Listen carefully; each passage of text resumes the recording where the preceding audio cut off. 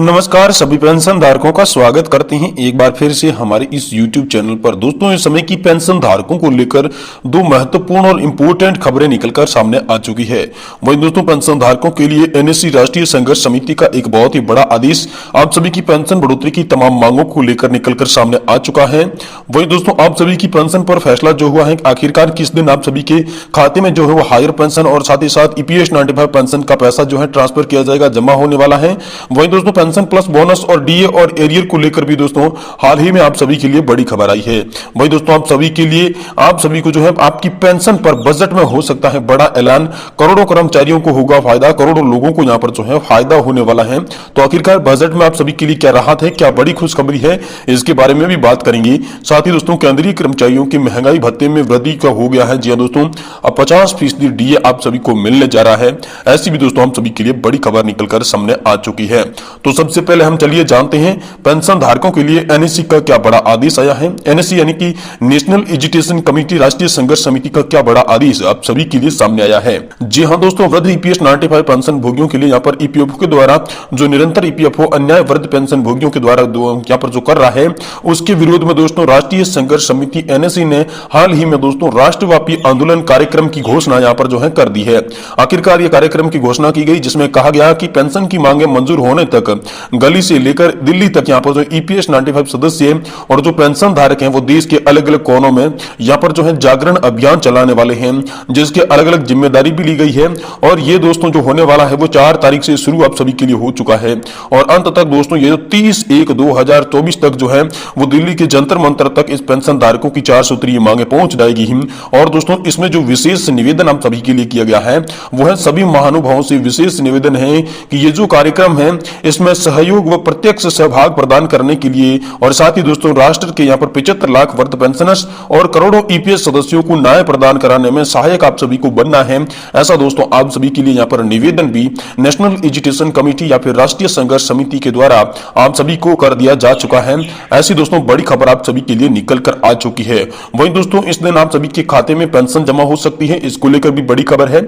लगातार दोस्तों 15,000 रुपए की सैलरी लिमिट खत्म होने के बाद पेंशन धारक जो थी वो एक्चुअल बेसिक सैलरी के आधार पर पेंशन पाना चाहते थे, जिसमें कुछ पेंशन धारकों की यहाँ पर जो सैलरी थी वो पहले 25,000 थी, कुछ की 50,000, वहीं कुछ की 75,000 रुपए थी।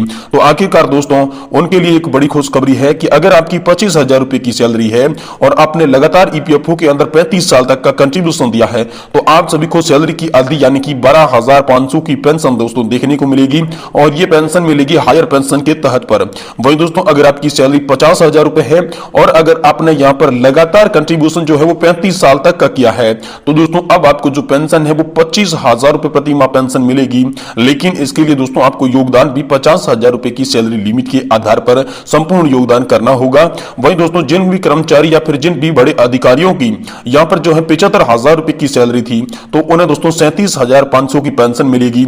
लेकिन उसके लिए आपको ईपीएफओ के अंदर लगातार 35 साल यहाँ पर जो है वो 75,000 रुपए के आधार पर दोस्तों आपको कंट्रीब्यूशन देना होगा, जिसके बाद आप सभी को जो है आपकी जितनी भी सैलरी थी उसकी आधी पेंशन के तौर पर मुहैया कराई जाएगी। ये बड़ा अपडेट आप सभी के लिए आया है। पेंशन बोनस और डीए एरियर को लेकर भी हाल फिलहाल में आप सभी के लिए बड़े फैसले हो रहे हैं। तो चलिए सबसे पहले हम जानते हैं कि आपकी पेंशन पर बजट में हो सकता है बड़ा ऐलान, होगा करोड़ों को फायदा। तो आखिर करोड़ों लोगों को कैसे फायदा होगा और पेंशन में बजट में लेकर यहाँ पर जो है क्या बड़ी खबर आई है कि आखिर बजट में पेंशन धारकों को क्या बड़ी खुशखबरी देखने को मिल सकती है। सबसे पहले इसके बारे में चलिए आप सभी को विस्तार से जानकारी देते हैं। देखिए दोस्तों सूत्रों की माने तो नई टैक्स व्यवस्था यानी कि नई टैक्स रिजीम में भी एनपीएस का फायदा मिल सकता है। नई टैक्स व्यवस्था में भी एनपीएस निवेश में छूट मिली है। सूत्रों के मुताबिक pension fund regulatory and development authorities यानी कि दोस्तों पीएफआरडीए ने बजट के लिए वित्त मंत्रालय से यह सिफारिश भी कर डाली है। जी हाँ दोस्तों तो अब क्या होने वाला है इसके बारे में बात करें तो सूत्रों के मुताबिक न्यू टैक्स सिस्टम को आकर्षक बनाने के लिए अंतरिम बजट में ऐसा हो सकता है। अभी पुरानी टैक्स व्यवस्था को एनपीएस में निवेश पर छूट मिलती है। एनपीएस में निवेश पर स्टेट इनकम टैक्स की नई व्यवस्था में छूट मिल सकती है। इनकम टैक्स की नई व्यवस्था को आकर्षक बनाने के लिए बजट में दोस्तों आप सभी के लिए बड़ा ऐलान किया जा सकता है। इनकम टैक्स की नई व्यवस्था को आकर्षक बनाने की सिफारिश यहां पर जो है वो की गई है। Pension fund and regulatory development authority यानी कि पीएफआरडीए ने वित्त मंत्रालय को अपनी सिफारिश भेज दी है।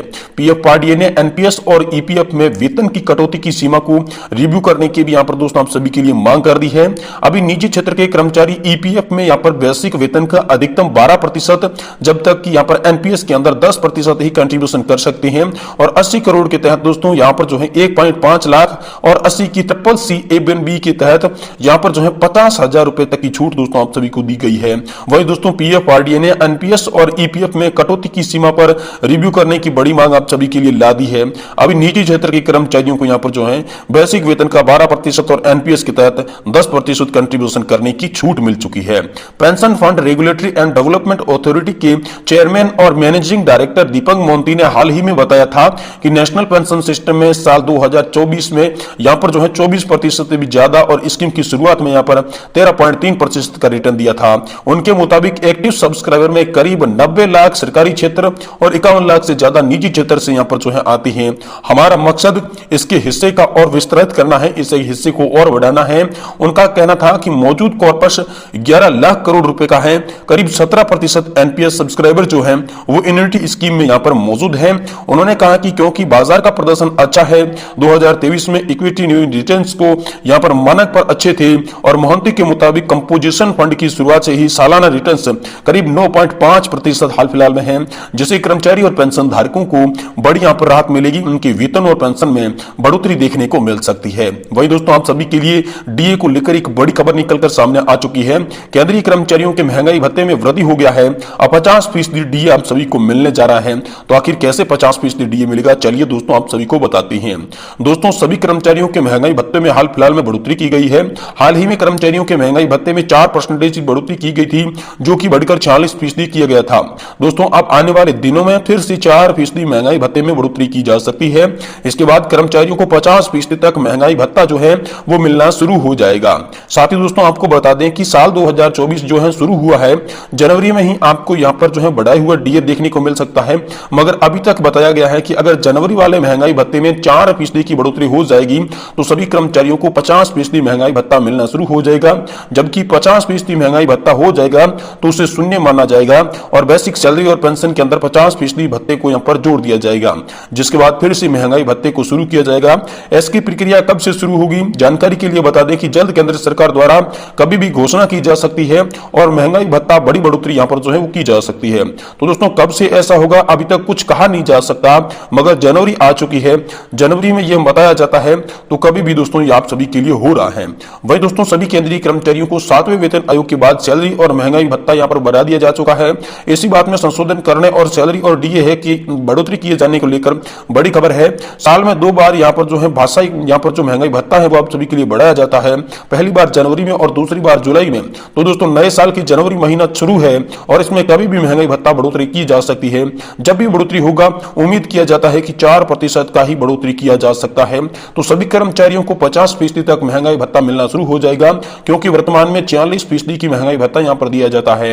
हाल ही में 4% की महंगाई भत्ते में बढ़ोतरी किया गया था। इस तरह से कर्मचारियों को ज्यादा सैलरी मिलना शुरू हो जाएगी और जो रिटायर्ड पेंशन धारक है उनके डीआर की यहां पर जो है बढ़ोतरी की जा सकती है। तो दोस्तों 50% महंगाई भत्ता आखिर कब होगा, इनकी बात करें तो जनवरी 2024 से महंगाई भत्ता बढ़कर फरवरी या फिर मार्च तक आप सभी के लिए यह महंगाई भत्ता किया जा सकता है।